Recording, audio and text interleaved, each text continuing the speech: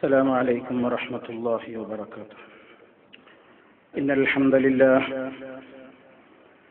نحمده ونستعينه ونستغفره ونعوذ بالله من شرور أنفسنا ومن سيئات أعمالنا. من يهده الله فلا مضل له ومن يضلل فلا هادي له. وأشهد أن لا إله إلا الله وحده لا شريك له. وأشهد أن محمدا عبده ورسوله. اللهم صل على محمد وعلى آل محمد كما صليت على إبراهيم وعلى آل إبراهيم إنك حميد مجيد. اللهم بارك على محمد وعلى آل محمد كما باركت على إبراهيم وعلى آل إبراهيم إنك حميد مجيد. يا أيها الذين آمنوا اتقوا الله حق تقاته ولا تموتن إلا وأنتم مسلمون. أما بعد فإن خير الكلام كلام الله وخير الهدي هدي محمد صلى الله عليه وسلم وشر الأمور محدثاتها وكل محدثة بدعة وكل بدعة ضلالة. സ്നേഹമുള്ള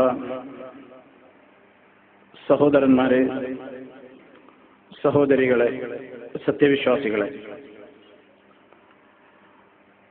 ഈ ലോകത്ത്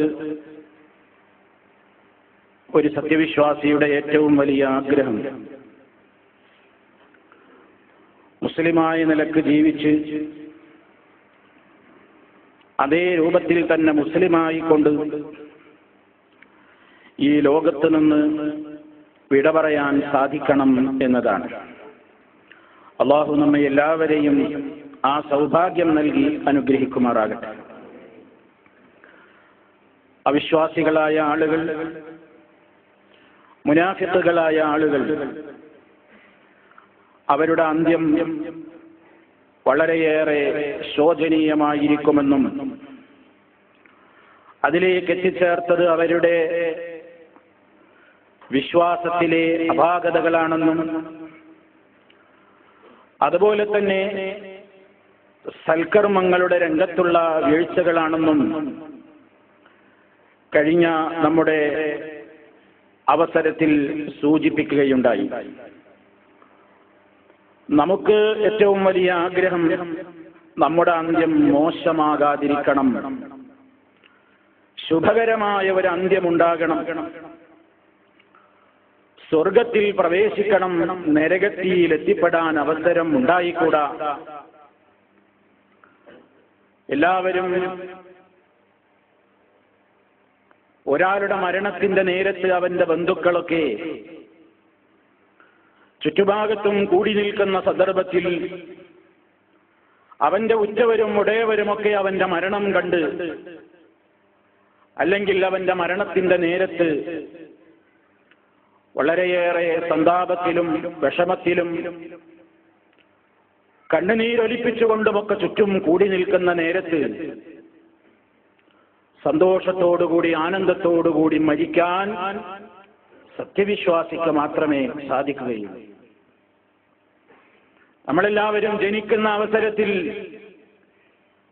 ഒരു കുഞ്ഞ് ജനിച്ചു എന്ന വാർത്ത കേൾക്കുമ്പോൾ ബന്ധപ്പെട്ട ആളുകളൊക്കെ വളരെയേറെ സന്തോഷിക്കാറുണ്ട്, ആനന്ദിക്കാറുണ്ട്. പക്ഷേ ഈ കുഞ്ഞ് കരഞ്ഞുകൊണ്ടാണ് ജനിക്കുന്നത്.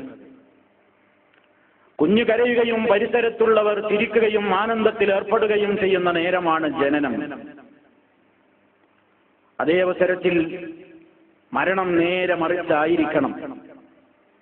ചുറ്റുഭാഗത്തുള്ളവർ കരയുകയും ചുറ്റുഭാഗത്തുള്ളവർക്ക് വിഷമം അനുഭവിക്കുകയും ചുറ്റുഭാഗത്തുള്ളവർ സന്താപത്തിലകപ്പെടുകയും ചെയ്യുമ്പോൾ മരണത്തിലേക്ക് നീങ്ങുന്ന മരിച്ചു പോകുന്ന മനുഷ്യൻ അവന് ചിരിക്കാനാവണം, അവന്റെ മനസ്സിൽ സമാധാനമുണ്ടാകണം, അവന്റെ മനസ്സിന് ശാന്തി ഉണ്ടാകണം, അവന്റെ മനസ്സിന് ഏറെ സന്തോഷകരമായ രംഗങ്ങൾ കാണാൻ അവസരമുണ്ടാകണം. അതിന് പ്രിയപ്പെട്ടവരെ, യഥാർത്ഥമായ നിലക്കുള്ള വിശ്വാസത്തിലൂടെ കർമ്മങ്ങളിലൂടെ അല്ലാതെ സാധ്യമല്ല.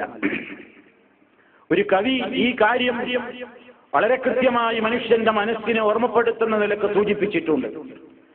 വലദത്ക ഉമ്മുക യബ്ന ആദമ ബാക്കിയാ വന്നാസു ഹൗലക യദ്ഹഖൂന സുറൂറാ فاجهد لنفسك أن تكون إذا بكوا في حال موتك ضحكا مسرورا. ഓ മനുഷ്യ, നിന്റെ ഉമ്മ നിന്നെ പ്രസവിച്ചപ്പോ നിന്റെ ചുറ്റുഭാഗത്തുള്ള ആളുകൾ ആ നിലക്ക് വലിയ സന്തോഷത്തിലായിരുന്നു. നീ കരയുകയുമായിരുന്നു. കരഞ്ഞുകൊണ്ടാണ് നീ ജനിച്ചത്. നിന്റെ ചുറ്റുഭാഗത്ത് കൂടി നിൽക്കുന്നവരൊക്കെയും സന്തോഷം കൊണ്ട് ചിരിച്ചവരും അതുപോലെ തന്നെ ആനന്ദത്തിലേർപ്പെട്ടവരുമാണ്. അതേ മനുഷ്യ, നീ നിന്റെ അവസാനത്തെ പറ്റി നീ ഓർക്കണം. അതുകൊണ്ട് ഫജ്ഹദ് ലിനഫ്സിക, നീ നിന്റെ ആത്മാവിന് വേണ്ടി, നീ നിന്റെ ശരീരത്തിന് വേണ്ടി നന്നായി പണിയെടുത്തോ. നീ നിന്റെ സൽക്കർമ്മങ്ങളെ നന്നാക്കി നിലനിർത്തിക്കോ. നിന്റെ വിശ്വാസത്തെ സുദൃഢമാക്കിക്കോ. നിന്റെ ഓരോ പ്രവർത്തനങ്ങളെയും നീ മരിക്കാനുള്ള ഒരുക്കമായിട്ട്, മരണത്തിന്റെ മുമ്പേ നീ വലിയ രൂപത്തിലുള്ള പ്രത്യേകമായ നിലക്കുള്ള ത്യാഗം നീ അനുഭവിച്ചോളൂ. കാരണം നീ എന്തിനു വേണ്ടിയാണ് ത്യാഗം അനുഭവിക്കേണ്ടത്?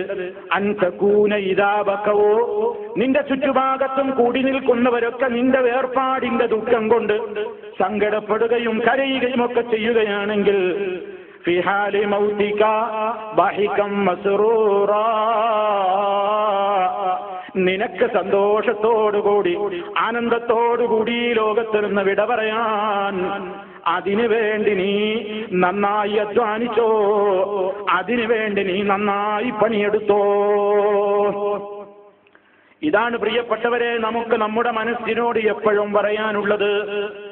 നമുക്ക് ഈ ലോകത്ത് നമ്മൾ ജീവിക്കുമ്പോ നമ്മുടെ മരണം നന്നാകണം എന്ന ബോധമാണ് ഏതവസരത്തിലും ഉണ്ടാകേണ്ടത്. ആ നിലക്ക് നമുക്ക് സ്വർഗത്തിൽ എത്തിച്ചേരാൻ നമ്മുടെ വിശ്വാസത്തിന്റെ ദൃഢീകരണത്തിന് വേണ്ടി നബി സല്ലല്ലാഹു അലൈഹി വസല്ലം പഠിപ്പിച്ചിരുന്ന ഒട്ടേറെ ദിക്റുകൾ ഉണ്ടല്ലോ. ആ കൂട്ടത്തിൽ പ്രിയപ്പെട്ടവരെ ഇന്നും പലരും ശ്രദ്ധിക്കാതെ പോകുന്ന, പലരും മനസ്സിലാക്കിയിട്ടില്ലാത്ത, കേട്ടവർ തന്നെയും പലപ്പോഴും പ്രവൃത്തിപഥത്തിൽ കൊണ്ടുവരാൻ മെനക്കെട്ടിട്ടില്ലാത്ത സയ്യിദുൽ ഇസ്തിഗ്ഫാർ എന്ന് പറയുന്ന മഹാപ്രാർത്ഥന നബി സല്ലല്ലാഹു അലൈഹി വസല്ലം അതിനെ സംബന്ധിച്ച് പറഞ്ഞതെന്താണ്? ഞാനത് സുദീർഘമായി വിശദീകരിക്കാൻ തയ്യാറാകുന്നില്ല ഇപ്പോൾ. കാരണം പല സന്ദർഭങ്ങളിലൂടെ ഈ വേദിയിൽ വെച്ചും പല സ്ഥലങ്ങളിൽ വെച്ചും എന്റെ പ്രിയപ്പെട്ട ശ്രോതാക്കളെ കേൾപ്പിച്ചതാണത്. ഇസ്തിഗ്ഫാറിന്റെ നേതാവെന്നറിയപ്പെടുന്ന, അല്ലാഹുവേ പുറത്തു തരണേ എന്ന് അല്ലാഹുവിനോട് ഇസ്തിഗ്ഫാറിനെ ചോദിക്കുന്ന, മഗ്ഫിറത്തിനെ തേടുന്ന ദുആയുടെ ഏറ്റവും നേതാവായ ദുആയാണ് സയ്യിദുൽ ഇസ്തിഗ്ഫാർ എന്ന് നബി സല്ലല്ലാഹു അലൈഹി വസല്ലം പരിചയപ്പെടുത്തി തന്നിട്ടുള്ള ആ പ്രാർത്ഥന. اللهم أنت ربي لا إله إلا أنت خلقتني എന്ന് തുടങ്ങിയിട്ട് കുറെ കാര്യങ്ങൾ ഇങ്ങനെ അല്ലാഹുവിന്റെ മുമ്പിൽ പറഞ്ഞിട്ട് فإنه لا يغفر الذنوب إلا أنت എന്നവസാനിക്കുന്ന അല്പം സുദീർഘമായ ഒരു പ്രാർത്ഥനയാണത്. ഒരു 3-4 വരികളാണ് ആ പ്രാർത്ഥനക്കുള്ളത്.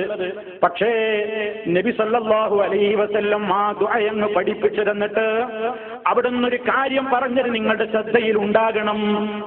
ഈ ദുആ എന്ന് പറഞ്ഞിട്ട് നബി സല്ലല്ലാഹു അലൈഹി വസല്ലം പറഞ്ഞിട്ടുണ്ട്, മൻ ഖാലഹാ, ഈ സയ്യിദുൽ ഇസ്തിഗ്ഫാർ ഒരാൾ പറഞ്ഞു കഴിഞ്ഞാൽ, ഇതൊരാൾ പ്രാർത്ഥിച്ചു കഴിഞ്ഞാൽ, ഏത് നിലക്ക്? കേവലം ഒരു അധര വ്യായാമം എന്ന നിലക്കല്ല, കേവലം ചില പദങ്ങൾ ഉരുവിടുന്നു എന്ന നിലക്കല്ല, മനസ്സാന്നിധ്യത്തോടുകൂടി മൂഖിനൻ, വളരെ ദൃഢമായി അതിൽ പറഞ്ഞ കാര്യങ്ങൾ അനുസരിച്ച് ഞാൻ ജീവിക്കാൻ തയ്യാറാണെന്ന ആ ദൃഢമായ വിശ്വാസത്തോടുകൂടി ആരെങ്കിലും ഫിന്നഹാർ, പകൽ സമയത്ത് ആരെങ്കിലും അത് പറയാൻ തയ്യാറാണെങ്കിൽ, എന്നിട്ട് ആ മനുഷ്യൻ മസാ ആകുന്നതിന്റെ മുമ്പ്, വൈകുന്നേരമാകുന്നതിന്റെ മുമ്പ് അയാൾ മരണപ്പെടുകയാണെങ്കിൽ ഫഹുവ മിൻ അഹ്ലിൽ ജന്ന, അവൻ സ്വർഗ്ഗക്കാരനാണ്, അവൻ സ്വർഗ്ഗാവകാശിയാണെന്ന് ഹബീബായ റസൂലുള്ളാഹി സ്വല്ലല്ലാഹു അലൈഹി വസല്ലം പറയുന്നു. എന്നിട്ട് നബി സ്വല്ലല്ലാഹു അലൈഹി വസല്ലം പറയാണ്, ഇതൊരാൾ രാത്രിയിലാണ് പറയുന്നതെങ്കിലോ, രാത്രിയിലും പറയുമ്പോൾ മൂഖിനൻ, ദൃഢമായ വിശ്വാസത്തോടെ അത് മനസ്സറിഞ്ഞ്